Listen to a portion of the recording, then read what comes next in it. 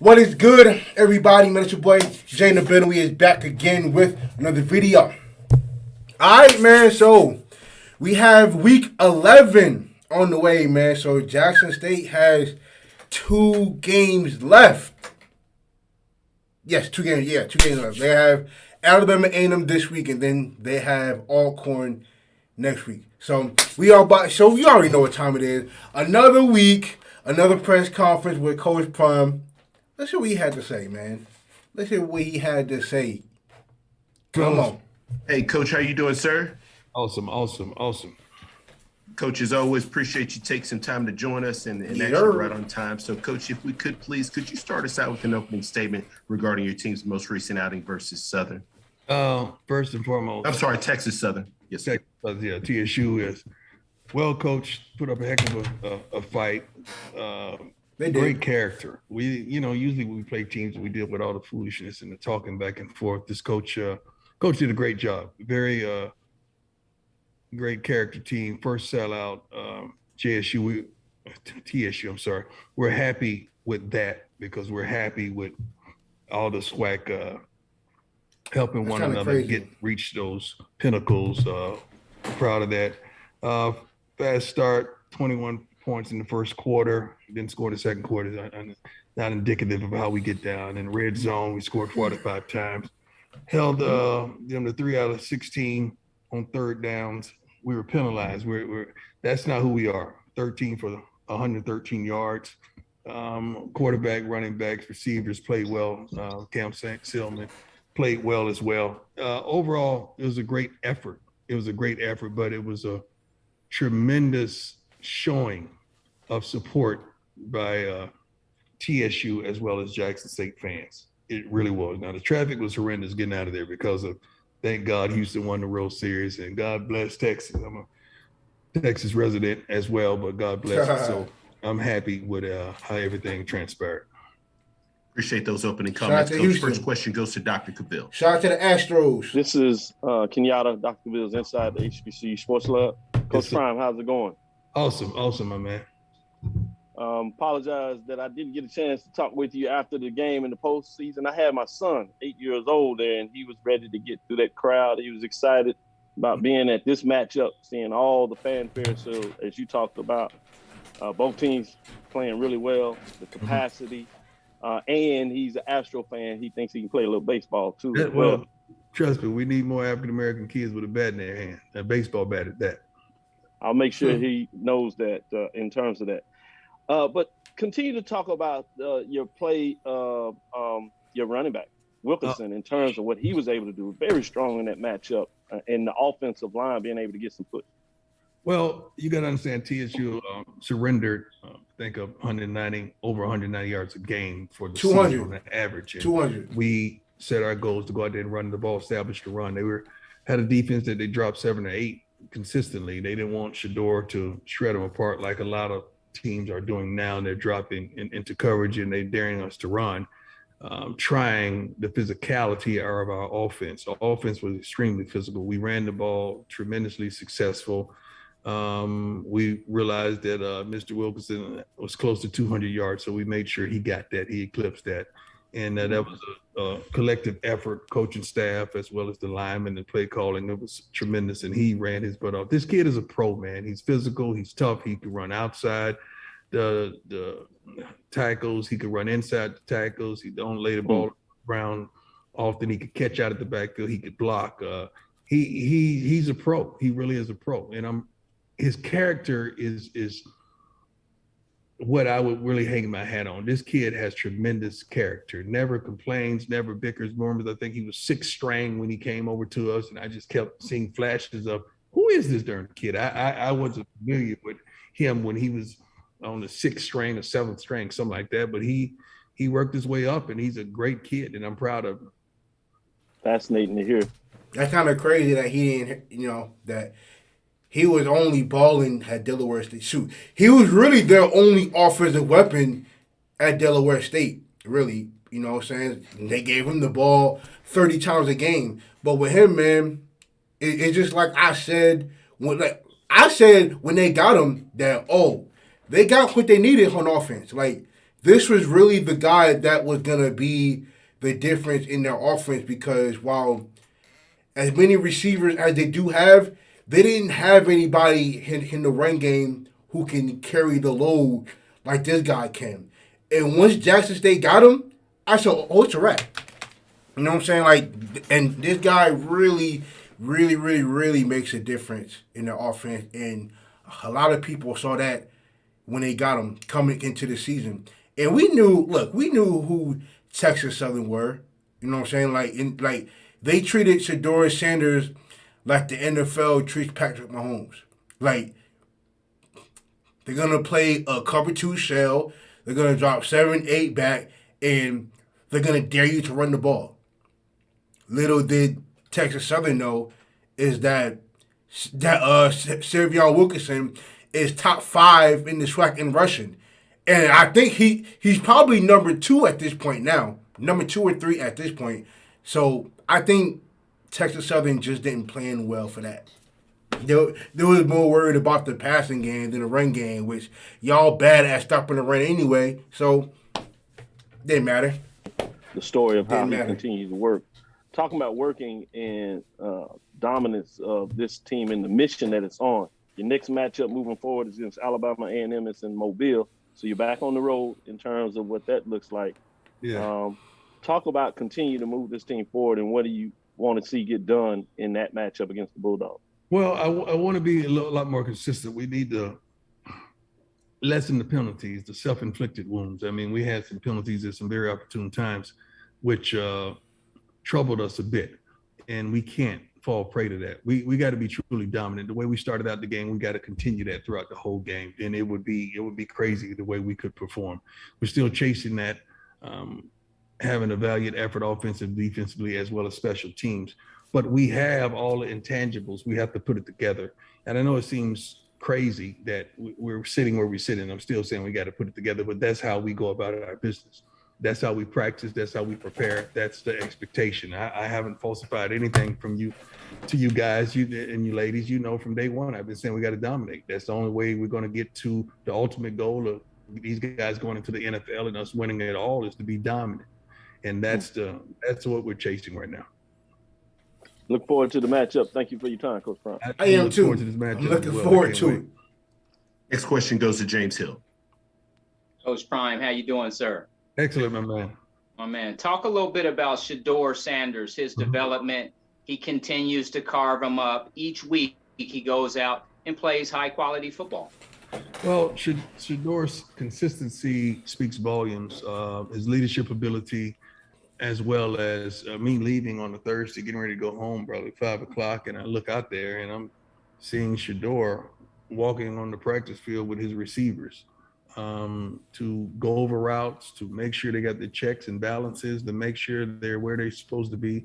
And it's unbelievable. I mean, when a coach is going home and you see that's a recipe of success. You don't see that much. A lot of people talk about it, but they're not about it. And a lot of people don't have the leadership ability to influence your whole receiving core to go out there with a center, a bag full of balls to go out there and get it done. So that speaks volumes of this kid and the way he prepares for the game. He's a bona fide leader. He's a coach's kid, so he knows the game. But I love how prepared he is for each contest. He's really prepared for each contest, and many people are dropping 7 or 8 into coverage on him to see if they could force us into doing something that they don't think we're balanced enough to do, and that's run the football successfully. And then when we catch you blitzing and going to man, we take advantage of it because we have a receiving core that's unbelievable. We played with that Dallas Daniels last week. And most people forgot. I didn't forget. I texted him right after the game and make sure he's okay and make sure he know we still love him. And we can't wait till he fully heals because I don't want him coming at the half stepping because he has tremendous film this season. And speaking of Shedeur, also I just saw a statistic. I have a scouting service scout our guys, so I would know. I like to know where we are. So I have another service scout us so they could tell me what the thought is out there. And if we eliminate the drop balls, his completion percentage would be around 80% or 82%. Just think about that. That's big. Good Big. God Almighty! That Woo! shows the accuracy, Damn. and he's getting it there. But I mean, drops are coming; they coincide with the game, so that's going to happen. Coach, But you know one thing, right? If y'all paid attention to how Jackson State plays, in terms of offensively, he takes everything that comes with it. Or he takes everything that's presented to him, right? And I haven't really seen it, but if you notice a lot of times where Shedeur Sanders is throwing the ball, a lot of times it's 5 yards or less. He throws a lot of curls, a lot of slants, a lot of screens, but when he has to, he can throw it deep and he can put it on the money. There was at least 2 or 3 times last week where there were fumbles when he did throw it deep. But I know, like, if y'all paid attention to his offense and how the offense is being ran, you see a lot of short throws. But he just has so many athletes that you can just put it on the money and you can just let them make a play. You know what I'm saying? You throw a 3 or 4 yard curl and they can turn it into a 20 and 30 yard gain. But don't play with him like that because he can still throw the ball down the field when he has to. You know what I'm saying? So I don't want to get that confused either. He can do it. you've maintained, and of course, we know you're happy at JSU and focusing on the Tigers' way of football. But every time there's a job that comes up, they throw your name around. Can you talk a little bit about that? I think that's a blessing, isn't it? I mean, just imagine if every time there was a job at the Wall Street Journal or Sports Illustrated or ESPN and they threw you guys' name around. That's a compliment. That's not nothing derogatory. That's a blessing because I can't remember when they did. Can you ever remember when African American coach from HBCU name was thrown around in the Power Fives? I don't recall it. So to me, that's progress. So let's take it for what it is and let's enjoy it and let's really just say, okay, now let's see how we could translate this into bigger things for us. So that's the way I think about it. And I'm excited about it, but it is not deterring me. It does not distract me. I am so locked in and focused right now. I don't know what to do. I'm at home. I'm at the crib now because I had to shoot a commercial. I told my team that. And Coach Zimmer's son, I'm being there for him at the funeral tomorrow here in Dallas. So that's why the background is somewhat different. Coaching. Keyword, or let me put this in translation. He ain't going nowhere. I don't get why y'all throw his name around so much in terms of, in terms of Auburn or any other school y'all want to put out there. He's not going nowhere no time soon. Put that on record. Closing, moving forward, next stop, Alabama A&M, life after Mr. Glass, but it's all about JSU. Just talk about going in there and playing football game. We don't take them lightly. They're a well-coached team. You know that. I mean, it's a team 2 seasons away from being the, it was a reduced season champion. So we got to give them their credit. They did that. They won and they did it fair and square. Sure and did. we got to go in there and approach them like they're at that level because anybody could be had in the SWAC, and you know that in football period. So we're going to go in there and try to pick up where we left off and try to be dominant. Pick up where we left off a year ago. Pick up where we left off this past week and pick up where we left off last week. We're going to go in there and try to beat the brakes off them. That's just who we are. They're going to try to do the same. There's nothing disrespectful about that. That's how we go about our business. I don't dislike any coaches. I don't dislike any players. I'm not built like that. Do I want to put that out there? Beat everyone down? Surely so. But it doesn't make me feel better beating this team or that coach than anyone else. I want to win, and I want to win for our kids and our fan base. We have a tremendous fan base. We have a tremendous group of men inside the locker room and women, and that's why we want to be dominant so these kids can get to the next level. Have a blessed week, Coach. You too, my man. Last question goes to Ken Rashad. Coach, at 9-0, you're undefeated, and obviously so far it's been a perfect season, if you will. But if you look at a team like this, would you consider this a if you were looking at a team like this, is the team a work in progress? I mean, do you think that there is something that this team needs to? I guess what I'm asking is this a team that is looking for the right for answers in terms of is this a team that you're looking for? For the you talking about? You got me lost now. I want to say I'm lost. Talking about forgive me, Coach. no, you good. Are you talking about us? Yes. Or Alabama? I'm asking you. I don't know what the hell he's talking about. If all for all of the good team, your play is your what is it's a work in progress. Yes. Yeah. Yes. No, we're definitely not where we want to be. You could say record-wise, a lot of people would love to be where we are, but as far as executing, no, we had 13 penalties, man. I mean, that's not us. We didn't even score in the second quarter. That's not us. Like, we got to clean that kind of stuff up if we want to end up where we want to end up, and that's an O. We plan on being an O. I don't know how many wins and O. Matter of fact, let me throw this out at you guys. I always try to give you something to run with. You getting ready for bowl season. Do your homework. If any of my guys are on here, help me out with this. I forgot how many number of teams there are in bowl games. I know that's a bunch of them. That's Somebody a lot. give me the number. It's a crazy, exuberant amount of teams that that's a lot, have yeah. the opportunity to play in a bowl. Why can't that be us? I'm just saying, why can't that be us? You got teams that are virtually 6-5 going to a bowl game. Ain't nobody going to see them play. Ain't nobody turning the channel to witness the foolishness.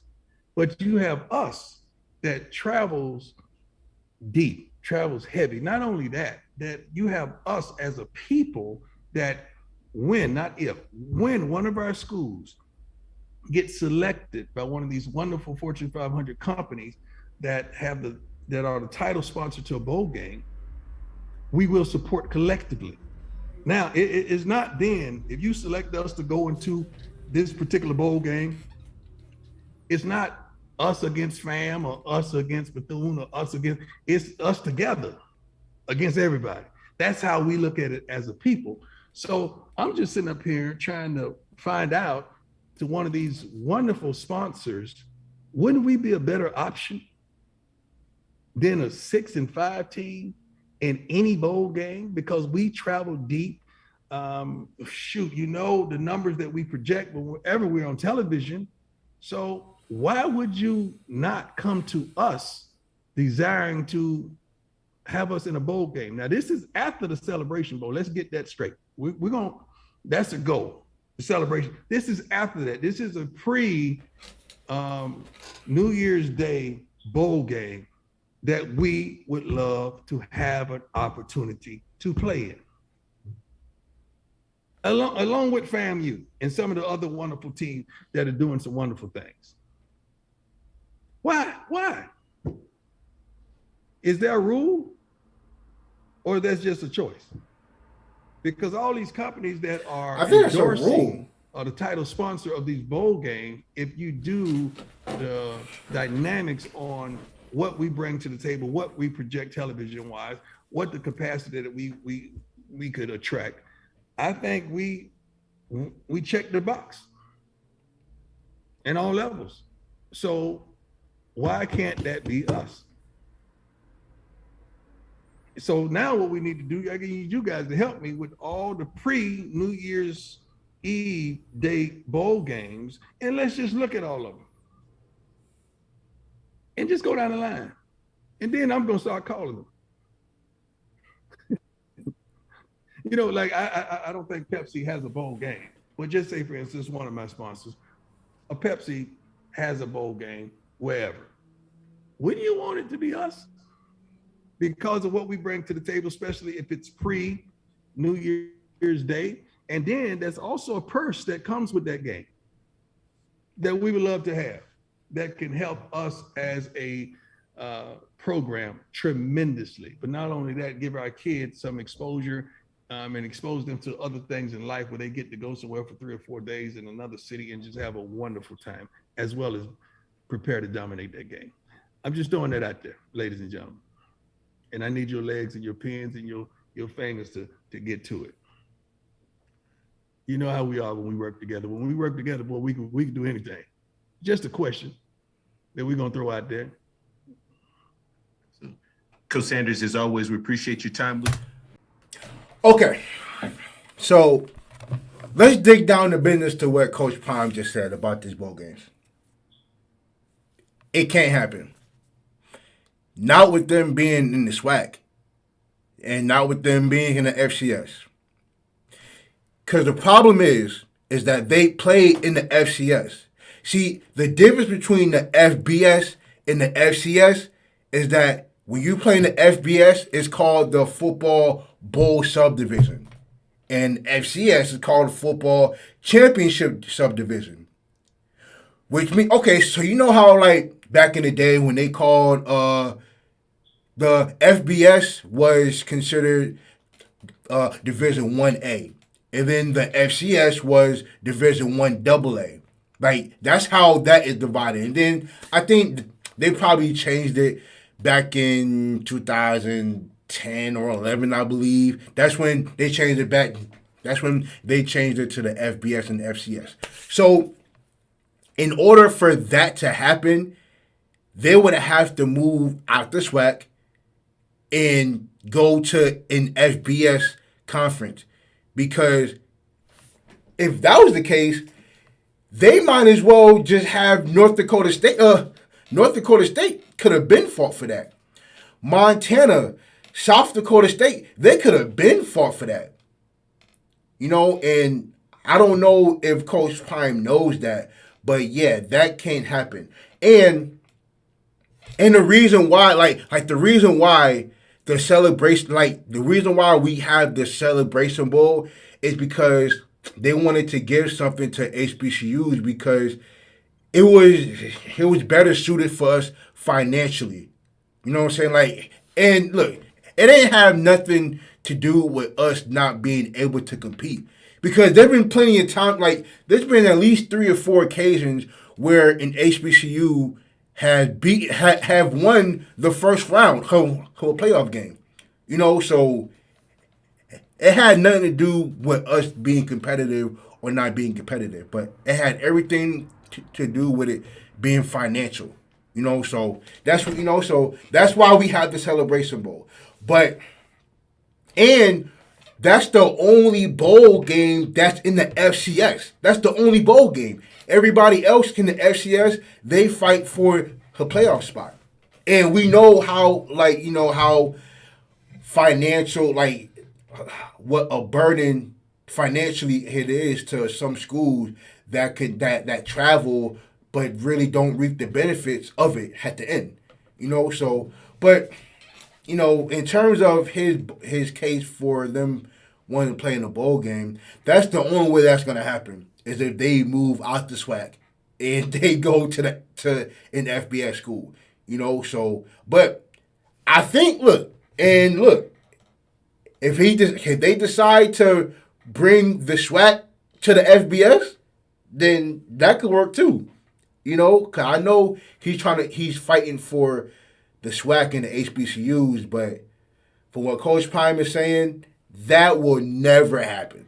Like, that's not happening unless they move out the FCS. You know, and I don't know how many people know that, but yeah, that's the only way that's happening. Like, that's the reason why you see, you know, and as bad as it is, you know, you see 6 and 5 teams, but that's the way you become bowl eligible in the FBS, is if you win at least 6 games. You know what I'm saying? So as bad as it is, you know, look, it is what it is, and that's always been like that for years. You know, so but it just sounds like Coach Prime doesn't know that you have to play in the FBS in order to be considered to play in a bowl game. But it's fine, Coach. You know, it's fine, you know. But yeah, so I would hope, look, And I do believe Jackson State would benefit from playing in the FBS. More money be brought in. You know, look. And you don't have to play in a play in a Power 5. You can play in the mid-major. Whatever. But yeah, that would be the only way that would happen. You know, whether you're Power 5 or mid-major or whatever, then, you know, cool, whatever. But that's my stance on it. So, it is what it is.